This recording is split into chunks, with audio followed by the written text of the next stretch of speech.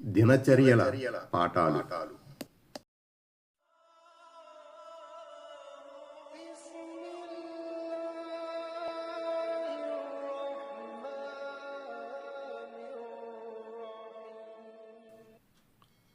పది, సామూహిక నమాజ్ వాజిబ్, తప్పనిసరి.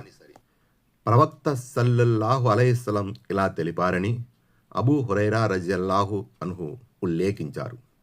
వంచకులకు అతి భారమైన నమాజు ఇషా మరియు ఫజర్.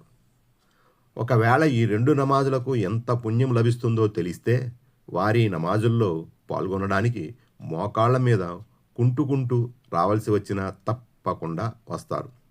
నమాజు కొరకు ఇకామత్ ఇవ్వమని చెప్పి నమాజు చేయించడానికి నా స్థానంలో మరొకరు నియమించి నా వెంట కొంతమందిని కట్టెల మోపుతో సహా తీసుకుని సామూహిక నమాజులో హాజరు కాని వారి వైపు వెళ్ళి వారి ఇండ్లలో ఉండగానే వారి ఇండ్లను తగలబెడతా అని ఎన్నోసార్లు అనుకున్నాను.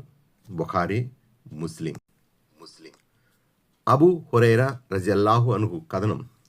ఒక గుడ్డి వ్యక్తి వచ్చి, ఓ ప్రవక్త, మసీదు వరకు దారి చూపే మార్గదర్శి నాకు ఎవడూ లేడు అని చెప్పి ప్రవక్త సల్లల్లాహు అలైహి వసల్లం అతనికి ఇంట్లోనే నమాజు చేసుకున్నటకు సెలవిస్తే బాగుంటుందని కోరాడు. ప్రవక్త సల్లల్లాహు అలైహి వసల్లం అతనికి సెలవిచ్చారు. అతను తిరిగిపోతుండగా పిలిచి, ఏమి, నీవు నమాజు పిలుపు అజాను వింటావా అని అడిగారు. దానికి అతను అవును అన్నాడు. అప్పుడు ప్రవక్త సల్లల్లాహు అలైహి వసల్లం, నీవు పిలుపుకు జవాబు ఇవ్వాలి అని చెప్పారు. అనగా సామూహిక నమాజులో పాల్గొనాలి. ముస్లిం. అబ్దుల్లా బిన్ మసూద్ రజియల్లాహు అన్హు ఇలా చెప్పారు. ఏ వ్యక్తి అయితే ప్రళయ దినాన ముస్లింగా అల్లాహ్ ఆజ్ఞల్ని పాలించే దాసునిగా అల్లాహ్ని సందర్శించాలని అభిలషిస్తాడో అతను 5 పూట్ల నమాజులను కాపాడుకోవాలి. వాటి కొరకు పిలుపు కూడా ఇవ్వబడుతుంది.